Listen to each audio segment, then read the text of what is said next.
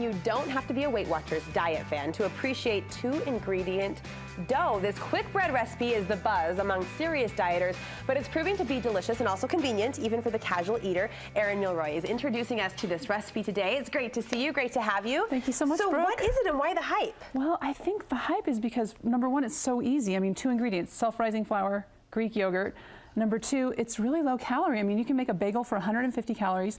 Number 3, it's nutritious. I mean, if you use wheat flour, you can actually have a bagel with 10 grams of protein in it. Oh, wow. So it's fast, it's nutritious, it's just something so easy that even your kids could do it. And my whole family loves it. I love to make it because I'm always watching my weight. I always want to keep my weight down. Yes. But my kids will eat it too. I mean, I have to really guard my products because the kids will be eating them. Yeah, guard my stash. Well, that answers my question. I didn't want to undermine the nutritious benefits because, yes, we all want to sign up for that, but it tastes good too? Oh, it's delicious. It's great, and there's a million iterations, and so we can, you know, you can make bagels, you can make scones, you can make pizza dough, focaccia.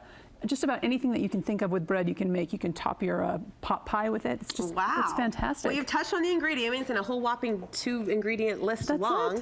But what's the treatment method? Okay, so all you're gonna do, actually, let's mix them. Yeah.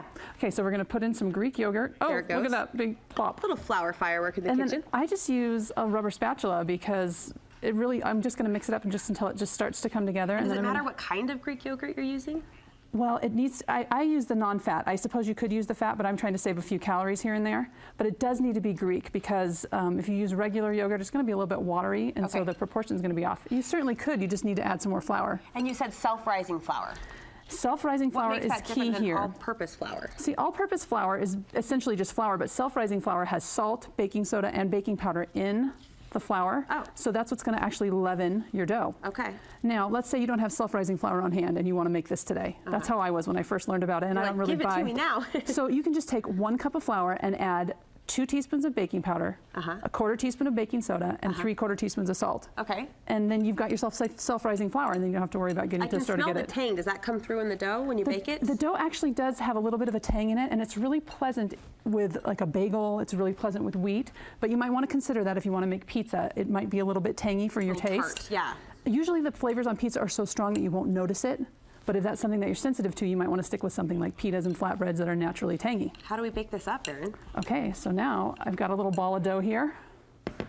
And what I do, I'm just going to make a bagel today because I think that's the easiest and the fastest thing. Okay. I just give it a couple little kneads, but basically it just takes a couple minutes. So you've got a dough ready to work. Is this the average amount of dough you get from a recipe? This is just 1 cup, and so I try to make 4 little portions out of this because I'm looking for like about 150 calories. Okay. So I just divide it into fourths like this. I'll give you some knife room. And then I'm going to take each little piece and I'm going to make it into a bagel. Now there's 2 different ways you can do it. If you're not an experienced baker and you just want to go fast, just make a little ball. You're not working that too hard, not a lot of kneading needed. No, actually, because you don't really want to develop the gluten. This is going to be a really tender dough. Okay. When you work with yeast, you want to develop the gluten, so you want to knead it and really get that gluten protein going. But when you're working with a dough that's just done with self-rising flour and quick leavening, you want to keep it tender. Okay. So this will be a nice, tender little treat. So you can just make a quick little bagel like that. Yep. The other way, of course, is to roll it out. And then you can roll it and kind of taper the edges. And make your shape or your pizza crust or whatever it may be. Yeah, so that's something. I'll just set that aside for just a second. And then another thing I like to do, if I just want to make a roll, if I'm lazy and it's just going to be fast, I'll just kind of flatten it out. I've actually done a hamburger bun like this too. And then I'll just give it a little X on the top, just for decoration. Sure. And I'll show you what I do with those too, because this is great the way it is. Okay. But let's make it a little bit better. We're dressing it up even more? Well, I like to. I mean, there's a lot of different iterations, but I always give it a little brush with egg. Okay, for that golden brown finish. That's right. It's going to brown much nicer on top. You can use egg white if you're concerned about cholesterol. But for me, I really like the look of that golden sheen of an egg. Okay, and what toppings are you adding to it? So I brought a lot of different possibilities. So I'm going to let you choose, Brooke, which one you want to do. What do we have?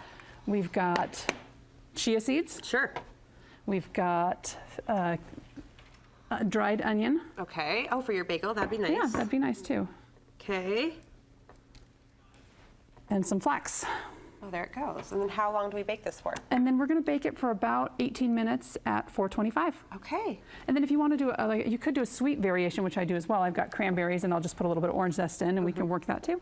Awesome, awesome. I love this. Thanks for helping us eat smart and teaching us this trick.